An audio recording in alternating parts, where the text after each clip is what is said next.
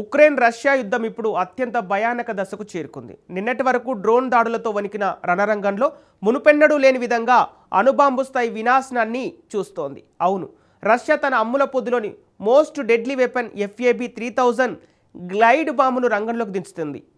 ఏకంగా 3 టన్నుల బరువు, టన్నుకు పైగా పేలుడు పదార్థాలతో ఈ బాంబుతో ఉక్రెయిన్పై రష్యా నిప్పులు కురిపించింది.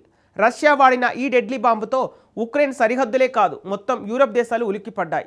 ఈ రష్యన్ డెడ్లీ అటాక్స్ను తిప్పికొట్టేందుకు ఉక్రెయిన్తో కలిపి 9 యూరప్ దేశాలు అత్యవసరంగా చేతులు కలిపాయి. అమెరికా పేట్రియాట్ వ్యవస్థకు ప్రత్యామ్నాయంగా ప్రేయా అనే సరికొత్త యాంటీ మిసైల్ కూటమిని ప్రకటించింది. అసలు ఏంటా FAB-3000 బాంబ్? పుతిన్ హెచ్చరికల వెనుక ఉన్న అసలు వ్యూహం ఏంటి? Watch this story. FAB-3000 అంటే ఎందుకు అంత వణుకు? పుతిన్ ప్రతీకార దెబ్బ ఎలా ఉండబోతుంది? ఫ్రేయాతో రష్యాకు యూరప్ చెక్కు పెడుతోందా? ఉక్రెయిన్ యుద్ధం ఇప్పుడు అత్యంత ప్రమాదకరంగా మారింది. రష్యాపై నిత్యం వందలాది డ్రోన్లతో ఉక్రెయిన్ విరుచుకుపడుతోంది. ప్రధానంగా రష్యాలోని చమురు శుద్ధి స్థావరాలను టార్గెట్ చేస్తోంది. ఉక్రెయిన్ దాడులకు ప్రతీకారంగా మాస్కో డెడ్లీ వెపన్స్తో దాడికి దిగుతోంది. తాజాగా ఉక్రెయిన్లోని జిపోరిజియా రీజియన్ పరిధిలోని ఓరికివ్ను లక్ష్యంగా మాస్కో డెడ్లీ అటాక్ చేసింది. అత్యంత శక్తివంతమైన సంప్రదాయ బాంబుల్లో ఒకటిగా పేరున్న FAB-3000ను రష్యా ప్రయోగించింది. ఉక్రెయిన్పై వైమానిక దాడులను మాస్కో మరింత ఉధృతం చేసింది. దీంతో యూరప్ దేశాలు తీవ్ర భయాందోళనకు గురవుతున్నాయి. ఈ దాడికి సంబంధించిన ఒక నాటకీయ దృశ్యాలను రష్యా రక్షణ మంత్రిత్వ శాఖ విడుదల చేసింది. FAB-3000 బాంబు పేలిన క్షణాలను, ఆ వెంటనే కొన్ని సెకన్లలోనే ఆకాశాన్ని కమ్మేసిన భారీ పొగ, ధూళి మేఘాలను ఆ దృశ్యాల్లో కనిపించాయి. అసలు ఏమిటి FAB-3000 బాంబు? ఎందుకు ఈ బాంబు అంటే యూరప్ దేశాలు వణికిపోతున్నాయి? రష్యా వద్ద ఉన్న డెడ్లీ వైమానిక బాంబుల్లో ఒకటి FAB-3000. ఈ బాంబు బరువు 3 టన్నులుంటుంది. 1.2 టన్నుల నుంచి 1.4 టన్నుల పేలుడు పదార్థాలను ఈ బాంబు మోసుకెళ్తుంది. FAB-3000 బాంబు పేలినప్పుడు విస్తృత ప్రాంతంలోని భవనాలను, బలమైన రక్షణ నిర్మాణాలను పూర్తిగా నాశనం చేయగలదు. అయితే సోవియట్ కాలం నాటి ఈ బాంబును రష్యా మరింత ఆధునీకరించింది. రష్యా దీనికి UMPK గ్లైడ్ గైడెన్స్ కిట్ను అమర్చింది. గ్లైడ్ గైడెన్స్ కిట్ ఉన్న FAB-3000 బాంబు విమానం నుంచి విడిపోయిన తర్వాత ఇది గాల్లో తేలుతూ సుదూర లక్ష్యాల వైపు దూసుకెళ్తుంది. నిర్దేశిత టార్గెట్లను అత్యంత ఖచ్చితత్వంతో దాడి చేస్తుంది. యుద్ధ విమానాల పైలట్లు శత్రువుల దాడికి దొరకకుండా చాలా దూరం నుంచే FAB-3000 బాంబును ప్రయోగించే అవకాశం లభిస్తుంది. రష్యా 2024 మార్చిలోనే FAB-3000 బాంబుల భారీ స్థాయి ఉత్పాదకతను పునరుద్ధరించింది. ఈ బాంబు దాడితో ఉక్రెయిన్కు రష్యా ఓ హెచ్చరికను కూడా పంపింది.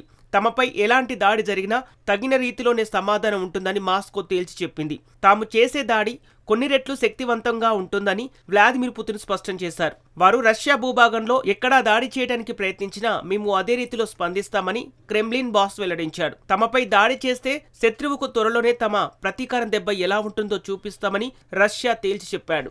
అదే సమయంలో జపోరిజియాపై మాస్కో సరికొత్త డ్రోన్ దాడులకు తెగబడింది. ఈ దాడుల కారణంగా ఒక నివాస భవనంలో భారీ అగ్ని ప్రమాదం సంభవించింది. రష్యా నుంచి పెరుగుతున్న క్షిపణి ముప్పు ఇప్పుడు యూరప్ వ్యూహాత్మక స్పందనను మార్చేలా చేస్తోంది. ఉక్రెయిన్ 9 ఐరోపా దేశాలు కలిసి కొత్త యాంటీ మిసైల్స్ కూటమిని ప్రకటించాయి. ఈ కూటమిలో Denmark, France, Germany, Italy, Netherlands, Norway, Spain, Sweden, United Kingdom సభ్యులుగా ఉన్నాయి. ప్యారిస్లో జరిగిన కోయలిషన్ ఆఫ్ ది లివింగ్ సదస్సులో ప్రభుత్వాలు, రక్షణ రంగ సంస్థలు ఒకచోటికి చేరి అధికారిక ప్రకటన చేశాయి. ప్రస్తుతానికి ఉక్రెయిన్లో రష్యా నుంచి వచ్చే బాలిస్టిక్ క్షిపణులను అడ్డుకునే యాంటీ మిసైల్స్ లేవనేది కాదనలేని నిజం. అందుకే రాజకీయ, ప్రభుత్వ, పారిశ్రామిక రంగాల సమన్వయంతో కూడిన సరికొత్త యాంటీ బాలిస్టిక్ కార్యక్రమాన్ని ప్రారంభించారు. ఇది భారీ స్థాయిలో యాంటీ బాలిస్టిక్ ఆయుధ వ్యవస్థలను, యూరప్కు అవసరమైన క్షిపణులను అందించగలదు. ఈ కార్యక్రమానికి ఫ్రేయా అని పేరు పెట్టారు. అమెరికా తయారీ పేట్రియాట్ వైమానిక రక్షణ వ్యవస్థకు ప్రత్యామ్నాయంగా తక్కువ ఖర్చుతో కూడిన ఐరోపా వెర్షన్ను ఉమ్మడిగా అభివృద్ధి చేయటం, రష్యా బాలిస్టిక్ క్షిపణులు అడ్డుకునే ఉక్రెయిన్ సామర్థ్యాన్ని బలోపేతం చేయటం దీని ముఖ్య ఉద్దేశం. ఉక్రెయిన్ వద్ద ఇంటర్సెప్టర్ క్షిపణులు ప్రమాదకర స్థాయికి పడిపోవడంతో ఈ చర్య అత్యంత అత్యవసరంగా మారింది. దీంతో రష్యా బాలిస్టిక్ దాడులను తిప్పికొట్టడం రోజురోజుకు క్లిష్టంగా మారుతోంది. రాబోయే 12 నెలల్లో వీలైతే భారీ స్థాయిలో ఈ క్షిపణిని రక్షణ వ్యవస్థను కలిపి ఉమ్మడిగా తయారు చేయగలమని నిపుణులు ఆశాభావం వ్యక్తం చేస్తున్నారు. లోటును భర్తీ చేయనున్న ఫ్రేయా క్షిపణి వ్యవస్థ తక్కువ ఖర్చుతో కూడుకుంది. ఇది కాలక్రమేణా ఐరోపా అంతటా కొత్త యాంటీ బాలిస్టిక్ రక్షణను కల్పించడమే కాకుండా ప్రపంచవ్యాప్తంగా రక్షణ అవసరమైన దేశాలకు కూడా దీనిని అందించేందుకు వీలు కల్పిస్తోంది. అయితే పారిస్ సమావేశం వైమానిక రక్షణకే పరిమితం కాలేదు. ఆంక్షలను తప్పించుకునే మాస్కో షాడో ట్యాంకర్లను కూడా లక్ష్యంగా చేసుకున్నారు. సరికొత్త నిబంధనలతో సహా రష్యాపై మరిన్ని కఠినమైన ఆంక్షలు విధించడంపై కూడా నాయకులు చర్చించారు. అంతేకాకుండా ఉక్రెయిన్కు మద్దతుగా భవిష్యత్తులో బహుళజాతి బలగాలను సిద్ధం చేసేందుకు ఉమ్మడి సైనిక విన్యాసాలు నిర్వహించాలని ఈ కూటమి అంగీకరించింది. మరోవైపు జెలెన్స్కీతో ముఖాముఖి భేటీ కావడంతో ఎలాంటి ప్రయోజనం లేదని ఈ కూటమి తీర్మానించింది. పుతిన్ నేరుగా శాంతి చర్చలు జరిపే ప్రతిపాదనను తిరస్కరించిన తరుణంలో ఈ పరిణామాలు చోటు చేసుకున్నాయి. ఇక రణరంగంలో ఇరుపక్షాలు వెనక్కి తగ్గటం లేదు. ఉక్రెయిన్ రష్యా యుద్ధం ఇప్పుడు మరో ప్రమాదకరమైన దశకు చేరుకుంది.